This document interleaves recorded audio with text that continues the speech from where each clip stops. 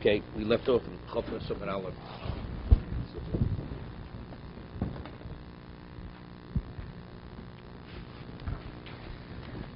You know the story, Ervin and Erchen, two Chavrusas, Sukkah, kiddushin, all the same.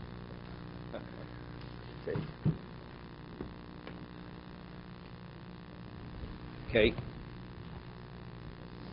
Omar Rav Yudah Marav, excuse me, Gemara asks the question, Ad Hechen Gilgul Shua. We discussed Gilgul, the source of Gilgul. Now the Gemara says, to what extent do we apply the principle of Gilgul Shua? That once a person is obligated to swear, we're able to impose upon him a shua, an oath, in areas which he normally wouldn't swear. Omar Rav Yudah Marav, Domali Hishovali Shein Avdiyato. Person swears, let's say, Motor Mixes, and now I want you to swear that you're not my Canaan slave. Ever Kanani? So Gemara says, Hu Shamutim Shamtina Lay. If a person even mentions that a person is his Canaanite slave, what is he doing? A Canaanite slave is not a what? Is not a Jew. He's actually questioning his pedigree. It's like calling a person a mamzer. So what? There's even a question to be able to impose a shua. The person deserves to be excommunicated. The person who even considers classifying somebody else as Evet Kanani. A person's motive mixas. Motive mixas. Evet Kanani is considered like a chattel, which is fixed property. A person swears motive mixas. A person makes a partial admission, so he has to swear, take a shua. Reuven says to Shimon, you owe me $100. He says, I owe you 50. So the court now imposes an oath, correct? Partial admission, Torah oath. Now, normally if a person has a dispute, is this slave my slave, not my slave? Let's say I have two slaves.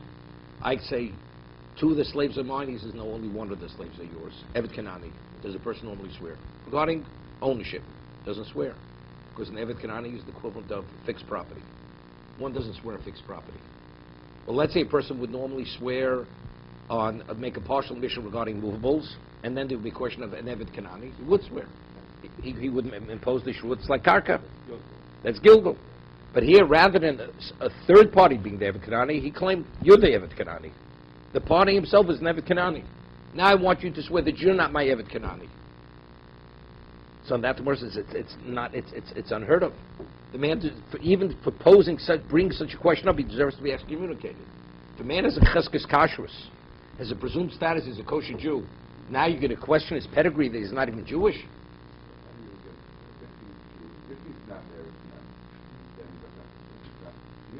Well, Evet Kanani would swear. No, Evet Kanani would swear. Well, he would swear.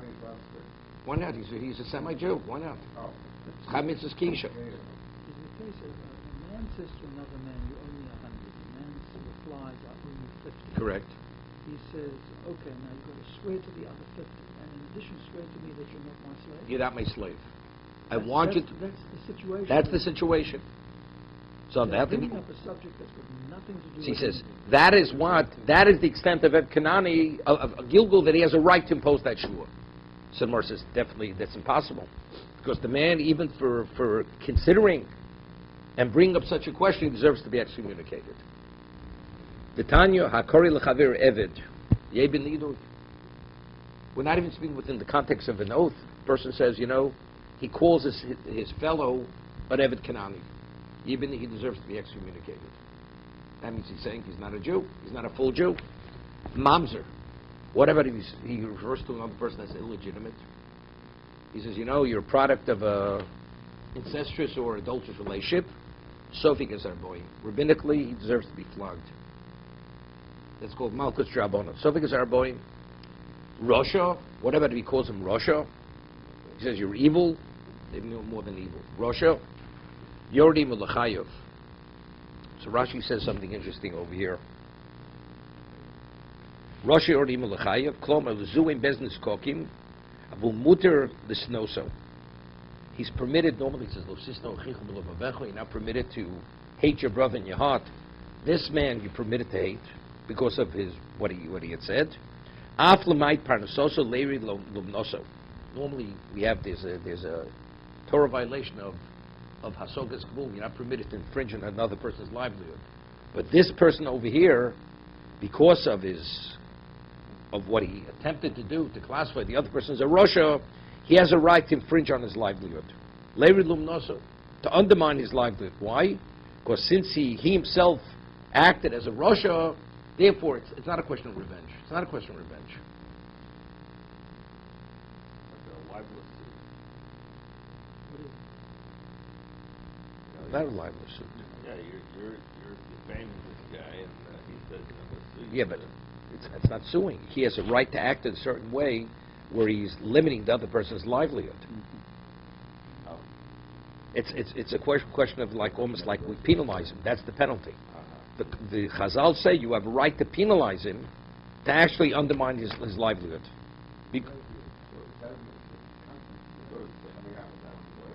No, you can't. Physically, you can't damage him. We're talking about Hasogas Gvul, opportunity. There are contexts in which you can If there's a basis for it. But here there's no basis. All of a sudden, just the man's of Russia. He goes in. It's slander. This is slander over here. There's a famous story. The Stei Chemed. He had encyclopedia of knowledge. There's a 11-volume work, according to the Aleph base, on every subject matter in Shas. Encyclopedic. So his name was Chizkiah Medini. He originally was a Bukharan Jew, and he was in Eretz Yisrael. And he was an exceptional student, but exceptional. He had a photographic memory. And there was another student who was jealous of him. And he had, this student was so jealous of him that he paid an Arab woman to say that he had a sexual affair with her. Because he wanted to discredit him and disgrace him. That was the level of jealousy one of his fellow students had towards him. And this Arab comes to the yeshiva, says, this man, the student, I want him to marry me because we've been involved together. Disgraced. And Reb Chizkiah Medini, he could have defended himself, whatever it was, and he knew exactly where it was coming from. He kept quiet, he just disappeared. And he suffered tremendously because he became an outcast. Right? To be involved with Arab women, this and that.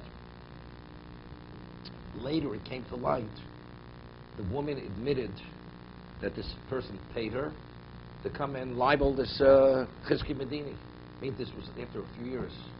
But because Chizkiah Medini remained silent, he learned privately, all of a sudden there was like a metamorphosis in his intellect. Whatever he studied, he understood immediately. Whatever he studied, he retained.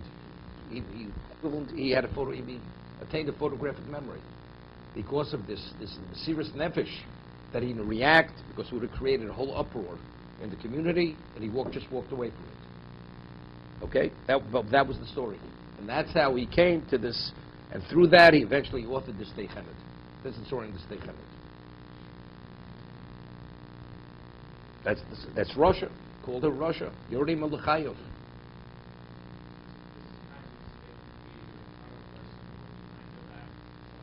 Well, it's more than that. This gets back to him. It's a level of discrediting a person that he's saying is not a proper Jew.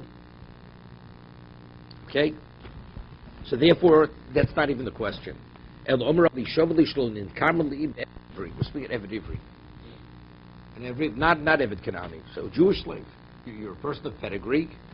I want you to swear to me that you're not my Eved Ivri.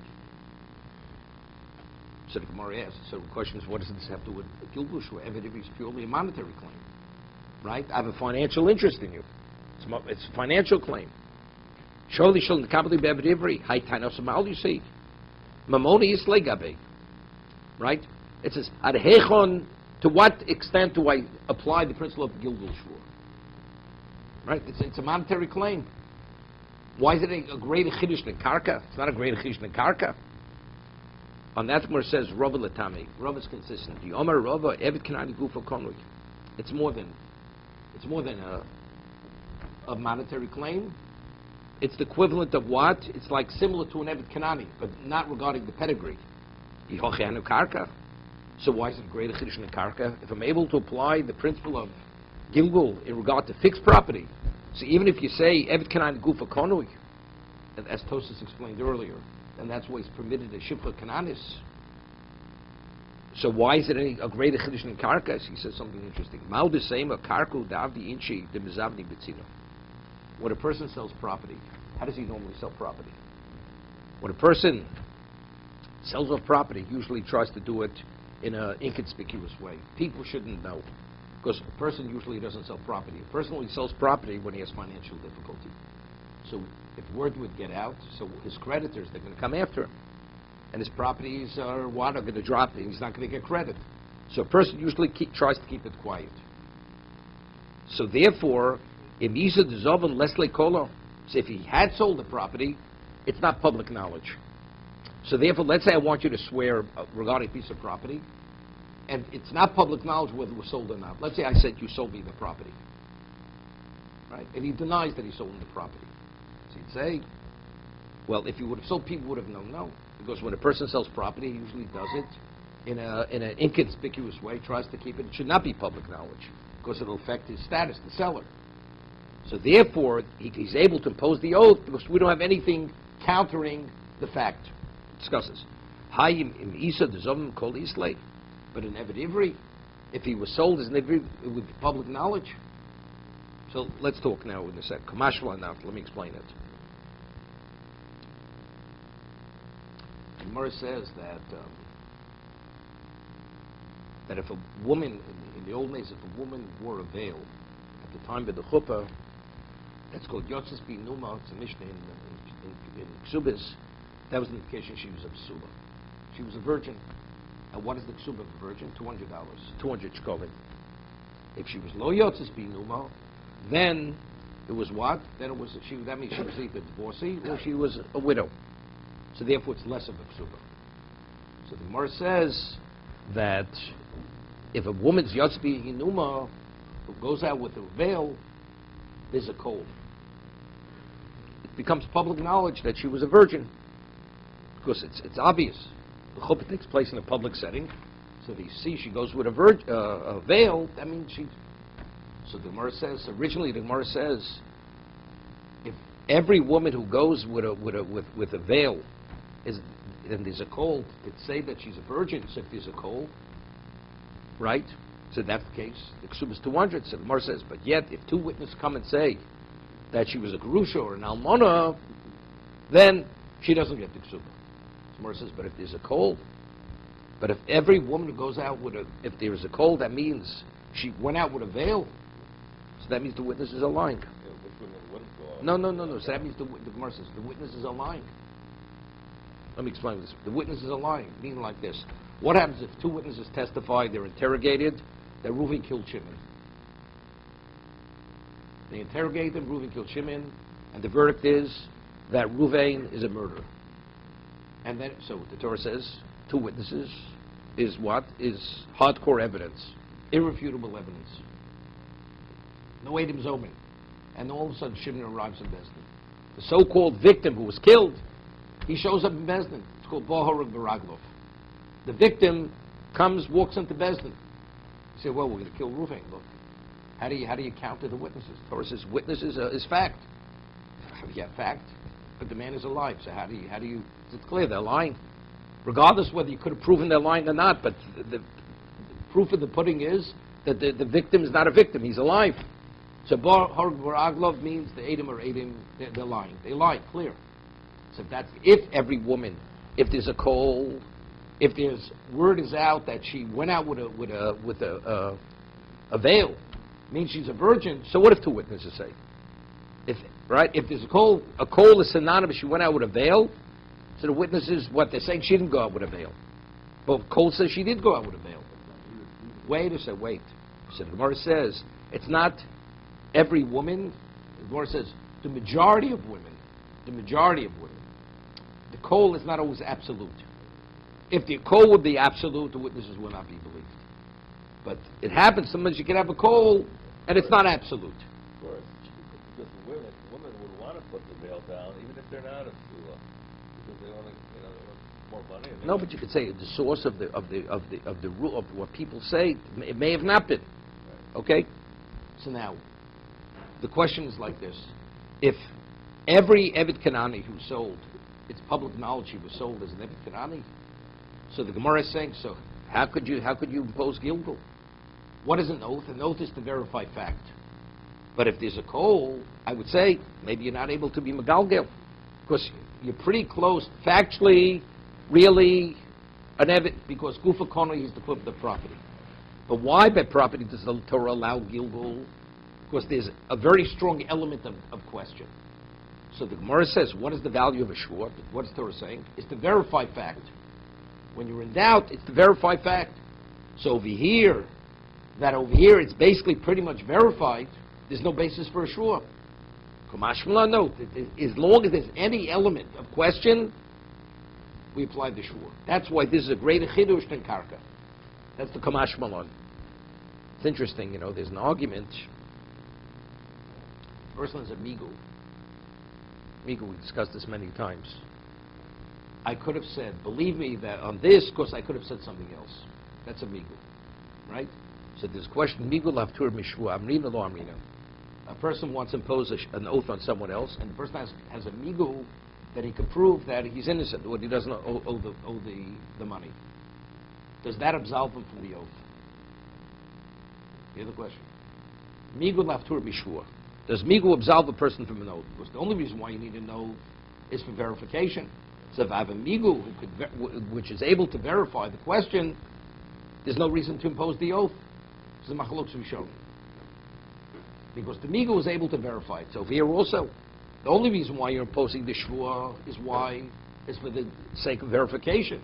But since over here, basically, since there is no rumor that it was sold, so basically it's verified that he's not an Eved Ivri, right? Otherwise, it would have been public knowledge. The answer is that since there is an element of question, nevertheless we impose the oath. Let's discuss this. The Gemara says in Bava Metzia, Shvuas. Now, the Gemara has a question by motive in mikzas. What is motive in mikzas?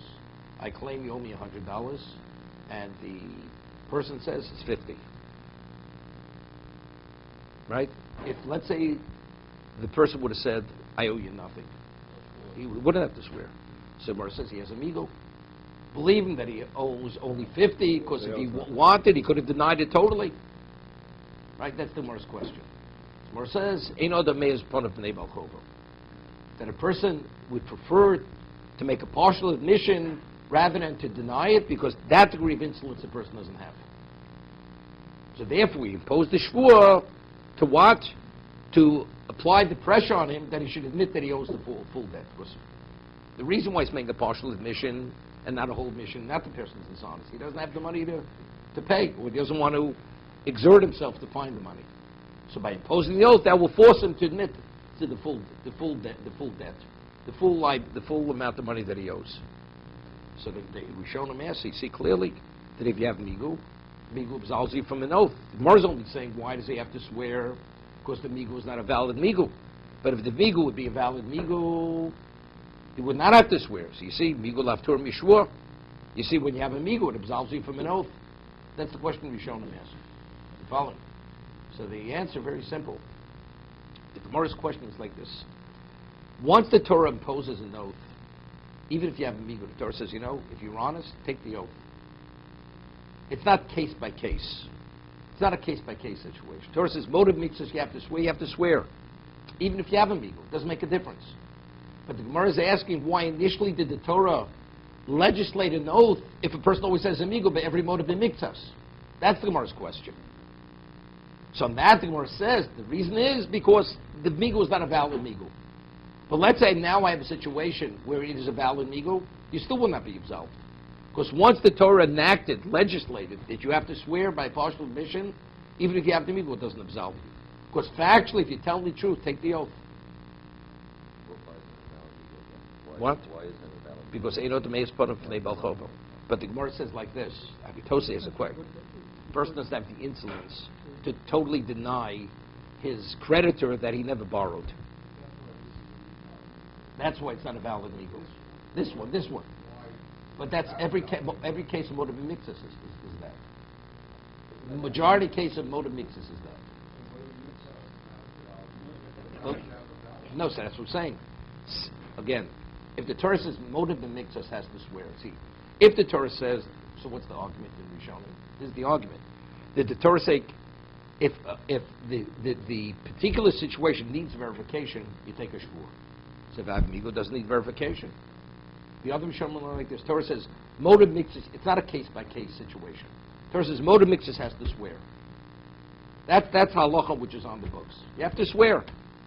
That you have Amigo is irrelevant. The Torah already had legislated motive mixus has to swear. Because factually, if you're telling the truth, swear. If it's a question initially legislating the shvur, Torah wouldn't have legislated the shvur if you have amigo. If amigo would always apply. But since you have situations where amigo doesn't, which is the classical motive in miktas, so the Torah says now you have to swear we have a partial admission.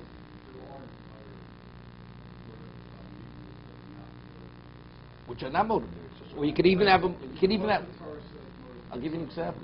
You can even have a motive. You can even have a motive mixus. Rashi learns, and Tosas is the question of Rashi. Rashi learns because you've led me, a person would not have the insolence after doing me a favor that I will deny you. I will not admit that you did me a favor. So Tosas, so what about a person who's a shomer? What if a person's a custodian? And the shomer says, I gave you 2 vessels, and the custodian says, you gave me 1. There's no hakar satov there. There's no appreciation. I mean, there the shomer was doing the owner a favor, or let's say he was a paid custodian. It's not a favor. I gave you a service, but we say motive mixas there. That's Tosas Kasha and Rashi. But what about if you say it's irrelevant?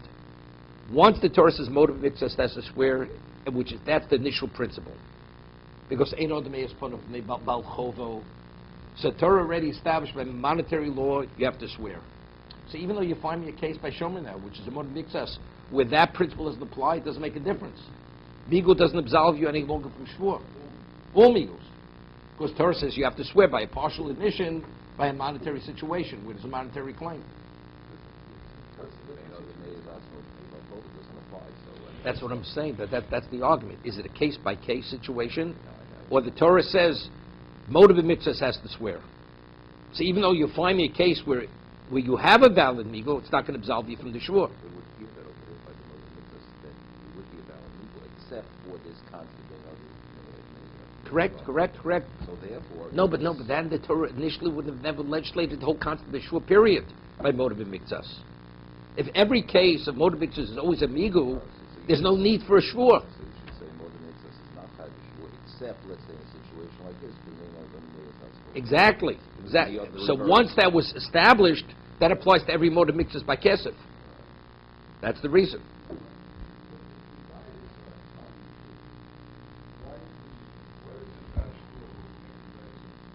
So that's the Gemara discussion. A person will more easily justify withholding money than swearing falsely. He won't lie. The person won't lie. What's the whole idea of perjury? What's perjury? Why perjury? The person won't perjure himself, but he won't. What's his name? Once perjury, so you could say perjury maybe because then it carries a sentence, right? Because the consequence is more serious, right? The liability is more serious.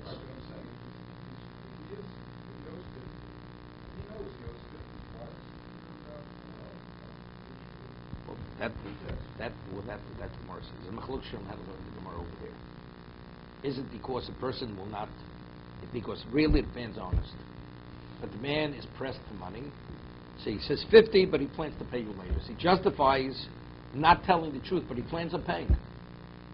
He will lie, but it's not a lie where he's stealing, because ultimately he will make good on his obligation.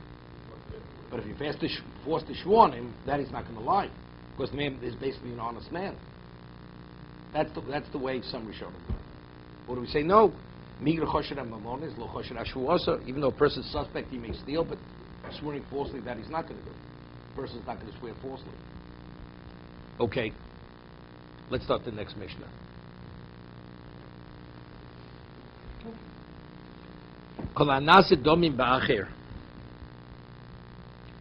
Now the Gemara understands initially what this means. We're going to speak about chalipin. Chalipin, we discussed many times, is bartering. What's the difference between kinyan kesef and kinyan chalipin? Rabbi Yochanan, we rule like Rabbi Yochanan.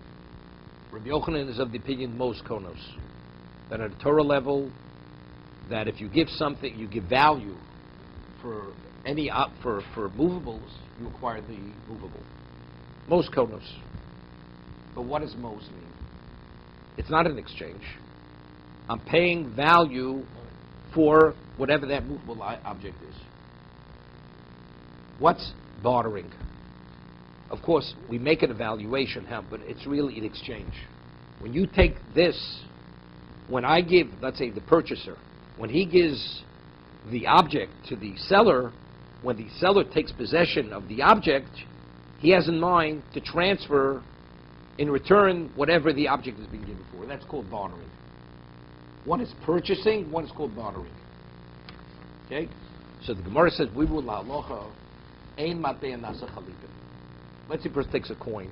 If you take a garment, and you say, take my garment, and we take my garment, your item will become mine. That's an exchange. That's called kinyan chalipin. Okay? We learn from Rus, the story of Boaz. Boaz was called a redeemer. He redeemed, he performed whatever. I'm not getting involved in evil, because she wasn't even Jewish initially when Machlon and Chilion were married, whichever one was married to Rus. But he was the redeemer of the estate. Okay? So, but he was a person who was more closely related than Boaz. So he had to go, so the one who was more close had to relinquish his right. So there was a transfer. There was an instrument of transfer. What instrument was used? It says V'sholav ish nalo. Either nalo means he removed his shoe or he used a glove. He gave him his glove. So there's an argument in Marva Metzia, who has to give what? We rule halacha, it's kelev shel koneh. That the acquirer takes an object, let's say a garment, he gives it to the seller, and when the seller acquires the garment that he's receiving, he has in mind to transfer whatever it's being given for. Right? When the seller acquires, he transfers whatever that garment originally was given for. That's the bartering. We rule kelev shel koneh. It's the vessel of the acquirer is given. Okay? That's what we rule. It's Machlokes Rav and Levi in Bava Metzia. So what about if I give a coin? You want to give a coin. I take a coin and I give a coin to the seller. I said, when you take this coin, as in when I give my garment, transfer, I want you to transfer whatever I'm giving it for. We rule halacha, ein mateya nasa chalipin. You cannot use a mateya coin as the means of transfer.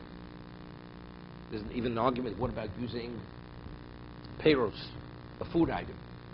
Because if you read the pasuk speaks, there was a kli. It had a vessel. A vessel was a garment.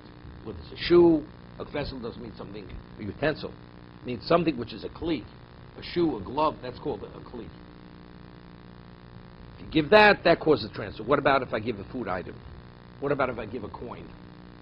Is it specific to pasuk or it's not specific? Even if you give a food item, even if you give a coin, that's sufficient.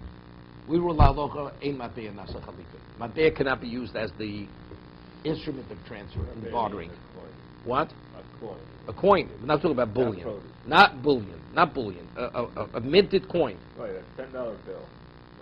Or $10 coin. You're right. A minted coin. Right. Right? We rule halacha, it cannot be used.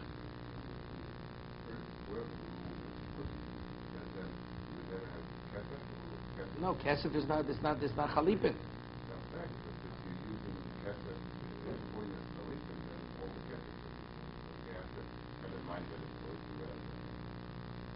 Yes, the question is, what are you giving it as? Are you giving the coin as a down payment? I said, I'm acquiring the $1 million piece of property with the coin. You acquire with the coin, it means it's a down payment, so it's value. Whatever it is a down payment, the balance to be paid. But that's not chalipin. That's not chalipin. No. Or I'm paying a penny for the $100 movable, the balance to be paid. It's not an exchange. I'm paying value. This is towards value. The others, no, it's an exchange. When I give you this, that, and I'll give you the full value. And now, whatever this is, maybe we'll deduct from that original from the value. That's the difference between barter and purchase. Okay? So the Gemara originally understands what... No, it doesn't have to. Not at all. Definitely. What about if I'm giving you a gift? Right? Doesn't have to be necessarily a purchase. Not a barter, but not necessarily. It's going to be the value that I'm accepting certain exchange. The barter. I like that. You like that. We'll change. Yeah, but usually in the purchase, it's usually person is responsible. It's usually value for value. So you make a certain appraisal and evaluation before you do a barter. I exchange a bushel of apples for 2 bushels of potatoes. That's it. Yeah, because potatoes are less expensive than apples, so therefore that's where you do it. Okay. So the Gemara initially understands something which is normally used for purchasing, which the Gemara originally understands means the coin. When one takes possession of it, so what is normally used? Something which is normally used as payment for something else, we're talking about a coin. When the seller takes possession of the coin, what is Nischayv Zeb Chalipov? So if the exchange takes immediately, let's say now the item which was exchanged now becomes destroyed or goes lost. Who has the liability? The purchaser, the buyer. The buyer takes the loss. So that's why you need the shikha. Wait one second. The Gemara number based and discuss. We rule halacha most konos. This is when you pay value. When I give you value for an item, it's mine immediately. Chachomim, they went and they revoked the effect of such an acquisition. Why? So the Gemara is going to say, Amid Beis, Shem Yisru Chitecha B'Aliyah. Because what happens if I purchase it? Let's say a fire breaks out in the location where the item that I purchased happens to be. The seller says, look, it's not my affair. Right? I've sold it. It's the other person's problem, and he'll let the item be destroyed or be stolen, whatever it may be. So what do? So we have to protect the buyer, because this is something which may happen.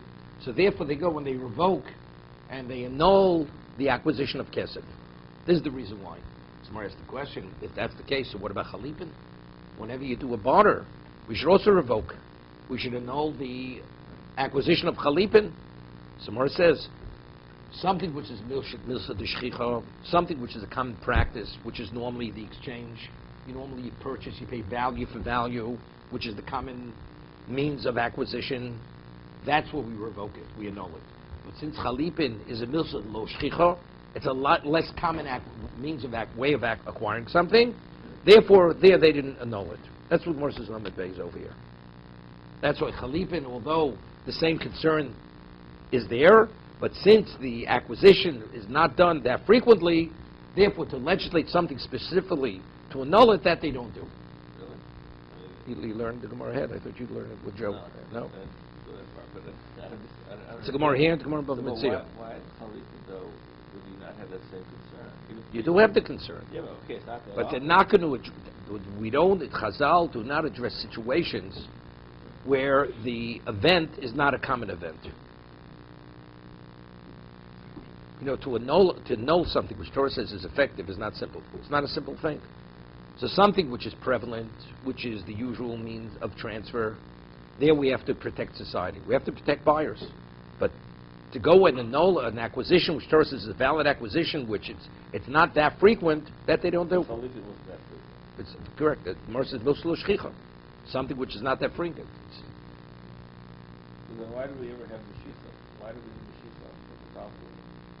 Why do we need that we have to render? You don't have to. You could use chalipin. You don't need the shisa. No, that's the Gemara. Machlep par b'chamor. You exchange a donkey, right?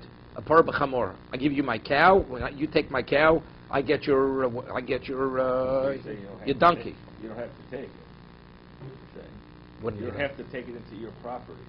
No, one has to take it in this property. But when I take it, the other item becomes the other person's. Even though if you don't have it, he doesn't have it yet.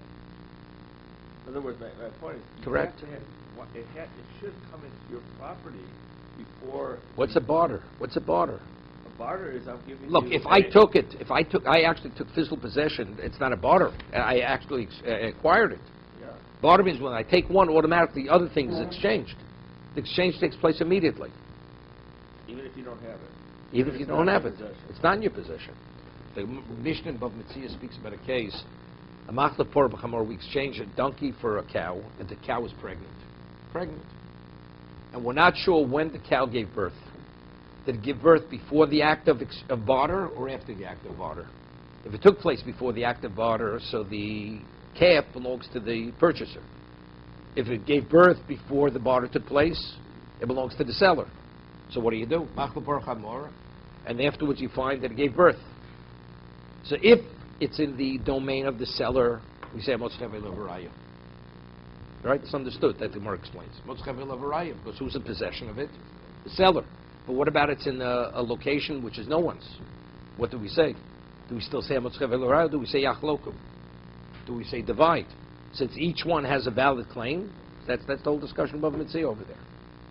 Right? Do you divide, or do we say again, since the original owner was the seller, he retains that right until it's verified?